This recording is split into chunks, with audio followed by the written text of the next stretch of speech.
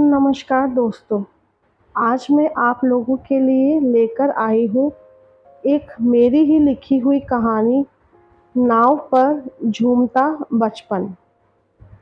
बड़ा ही सुहावना मौसम था, धीमी-धीमी सी फुहार गिर रही थी और इस सुहाने मौसम में कन्हैया लाल जी और उनकी ही उम्र के सभी साथी वृद्ध आश्रम के बगीचे में आम के पेड़ के पास वाले चबूतरे पर बैठे अपने उन अच्छे दिनों को याद करते हुए एक दूसरे को कई तरह के अपने-अपने किस्से सुना रहे थे। जब वह कभी सभी लोग अपनी-अपनी ज़िंदगी के खुद ही मालिक थे और अपने बच्चों को राजकुमारों की तरह पालने वाले वह लोग अपने ही बच्चों पर बोझ नहीं बने थे। वह सभी अपनी बातों में मशगूल थे और सभी लोगों की अपनी-अपनी उन मन में दबी हुई छोटी-सी यादों से बहुत ही खुशनुमा माहौल बना हुआ था, जिसको याद करते हुए उन सभी के चेहरे पर मुस्कान खिल उठी थी। कहानियों का दौर चालू था कि तभी अचानक से धीमी सी गिरने वाली फुहार जोरों की बरसात का रूप ले लेती है। बरसात के आते ही कन्हैया लाल जी के दिल में उस बारिश की एक-एक छोटी सी गिरने वाली बूंद की तरह ही अपनी बचपन के किस्से पारदर्शी होने लगते हैं।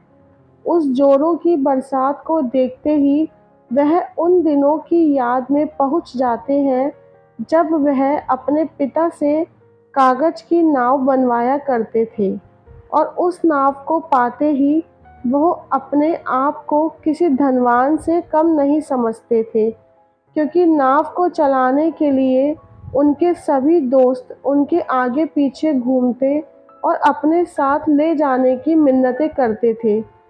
उस कागज़ की नाव को चलाने के लिए कन्हैया लाल जी अपने मोहल्ले के सबसे गहरे पानी से भरे हुए गड्ढे की तलाश में पूरे मोहल्ले का चक्कर लगाया करते और अपने बारिश में भीगने की परवाह किए बिना उस पानी से भरे गड्ढे में बहुत देर तक अपने सभी दोस्तों के साथ मिलकर वह नाव चलाया करते थे और उनके पिताजी उनके नाव बनाकर देने से उनकी माताजी बहुत नाराज़ होती थी, क्योंकि नाव चलाने की धुन में कन्हैया लाल जी को ना तो अपने बारिश में भीगने का होश रहता था और ना ही घर जाने की परवाह।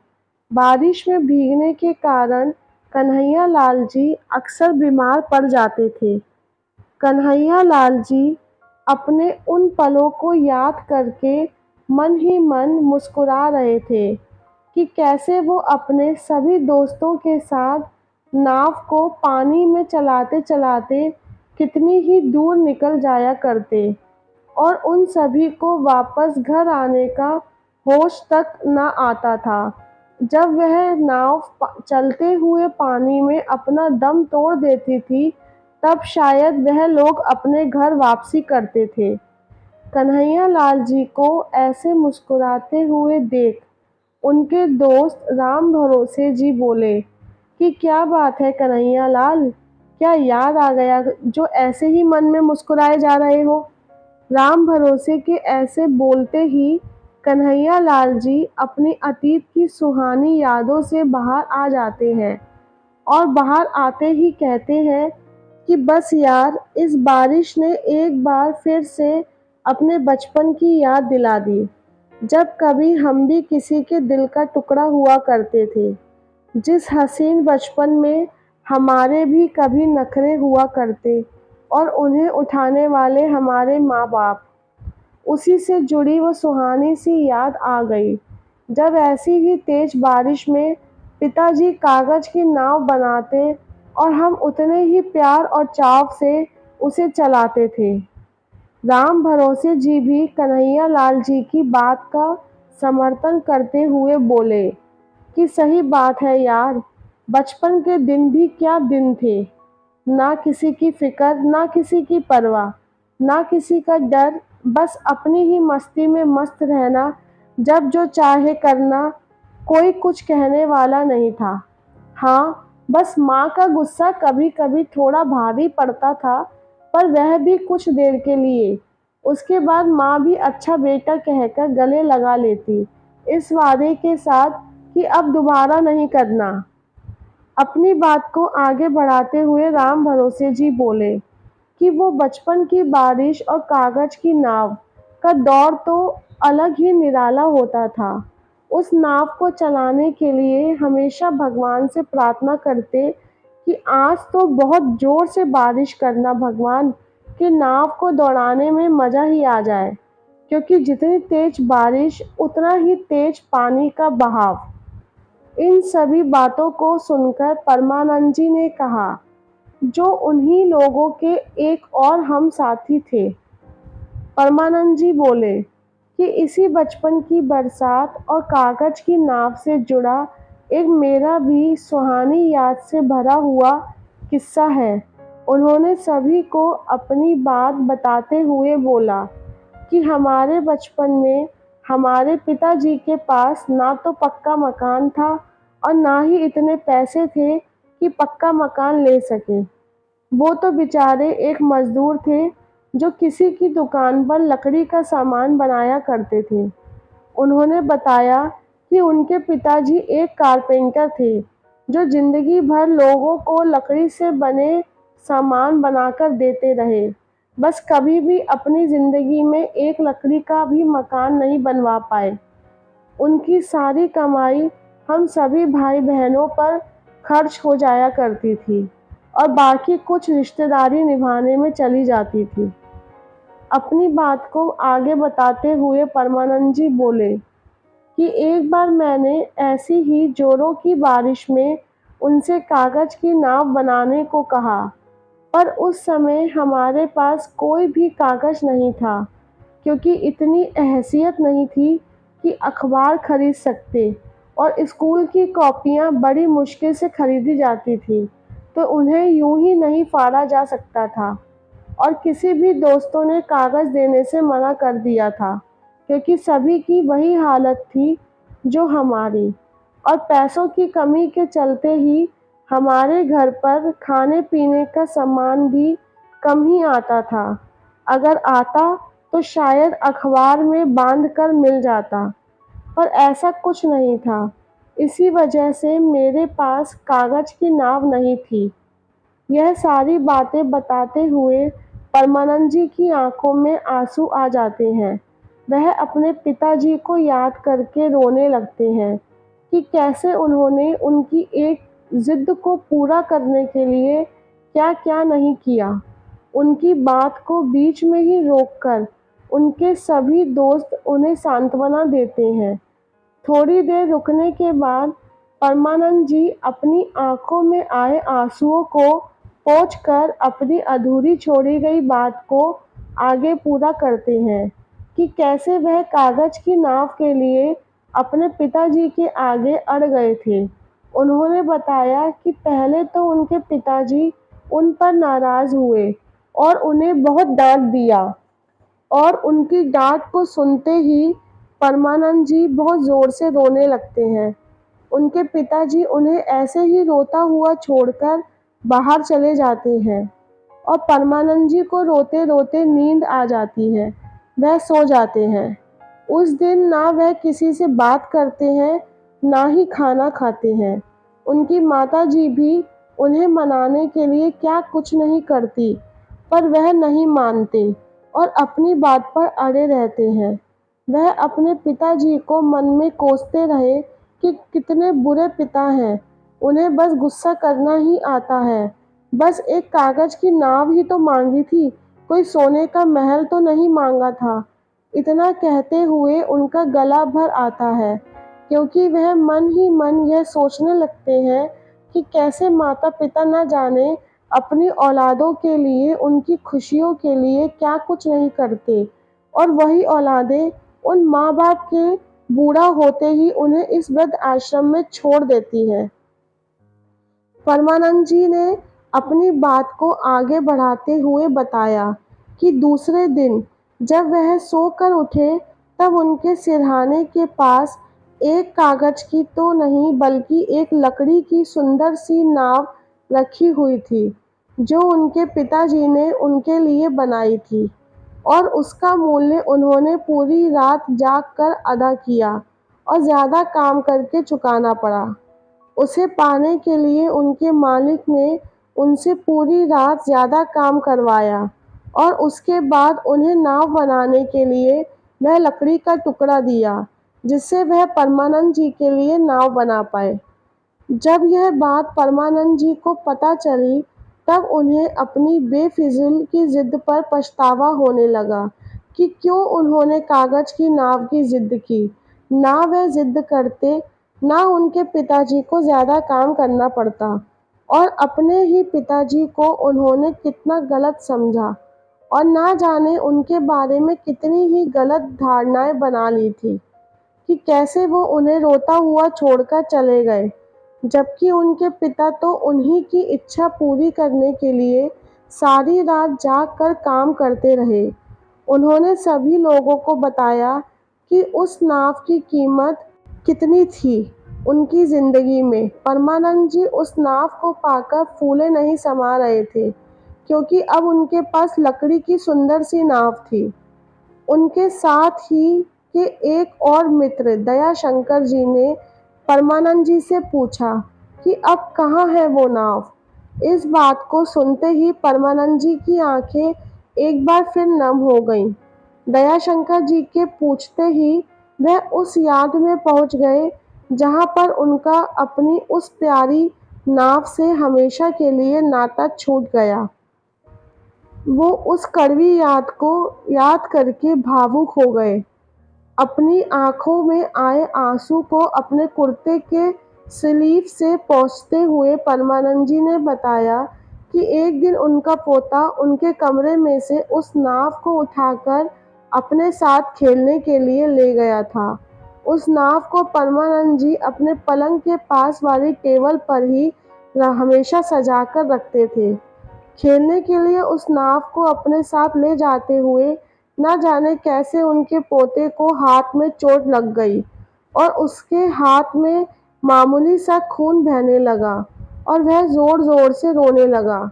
उसको रोता हुआ देखकर उनके बेटे ने आव देखा न ताव उस नाव को कचरे के डिब्बे में फेंक दिया और साथ ही साथ परमानंद जी को यह चेतावनी दे दी गई कि यदि उस नाव को उनके द्वारा कचरे के डिब्बे से बाहर निकाला गया तो उन्हें भी उसी तरह से बाहर का रास्ता दिखा दिया जाएगा। बेटे को तो बाप को कोसने का और उन्हें यह चेताने का ही अब इस घर में उनके कुछ ही दिन बचे हैं, यह बताने का मौका मिल गया था। बस उस दिन के बाद से वह इस वृद्ध आश्रम में आ गए थे। सभी लोगों को अपने अपने बचपन की यादों से जुड़े हुए कोई ना कोई कागज की नाव और रिमझिम बारिश के किस्से याद आने लगे और एक बार फिर से सब अपने अपने बचपन के सुहाने दिनों को जीने लगे। सब अपने बचपन की बातें एक दूसरे को बता ही रहे थे कि इतने में उस वृद्ध आश्रम की एक वहाँ पर रहने वाली सभी बुजुर्ग लोगों की देखभाल करने वाले सुरेश्वर और उनकी पत्नी सुश्री बाला वहाँ पर सभी के पास आ जाते हैं और उन सब से उनकी बातों का विषय पूछने लगते हैं कि क्या बातचीत हो रही है और किन बातों को याद करके सभी लोग खुश हो रहे हैं और मुस्कुरा रहे हैं। उन दोनों के इतना पूछते ही कि सभी क्या बात कर रहे थे कि भारती देवी, जो और लोगों की तरह ही उस आश्रम का हिस्सा है, उन्होंने उन दोनों लोगों से अपनी बातों में शामिल होने को कहा। सुरेश्वर और उनकी पत्नी सुश्री बाला भी सभी के साथ वहाँ पर बैठ गए। सभी ने अपने अपने यादों के किस्से को उन दोनों के लिए एक बार फिर दोहराया। वह दोनों भी परमानंद जी की नाव की कहानी को सुनकर भावुक हो उठे। अपनी आंखों के किनारों पर आए आंसुओं को पोंछते हुए सुश्री बाला ने भारती से पूछा कि क्या आपने कभी अपने बचपन में बारिश में कागज की नाव नहीं बनाई? सुश्री बाला की बात को सुनते ही भारती जी मुस्कुराने लगी। सुश्री बाला और उनके पति सुरेश्वर जी भारती जी से आग्रह करने लगे कि आप भी तो अपने बचपन का कोई सुहाना सा किस्सा सुनाओ। उन दोनों लोगों के इतना आग्रह करने पर भारती जी ने अपने मुस्कुराने का कारण बताते हुए अपने बचपन की कहानी सभी को बताई। उन्होंने बताया कि कैसे उन्होंने अपना बचपन अपनी माँ के बिना बहुत ही दुखों में ही काटा। भारती जी ने बताया कि उनकी माँ का अस्थमा की बीमारी के चलते स्वर्गवास हो गया था। तब उनकी उम्र करीब-करीब 5-6 साल की लगभग रही होगी। उनके बचपन में ही उनकी माँ के चले जाने के कारण उनके पिताजी ने उनको और उनकी छोटी बहन को पालने के लिए दूसरी शादी कर ली थी।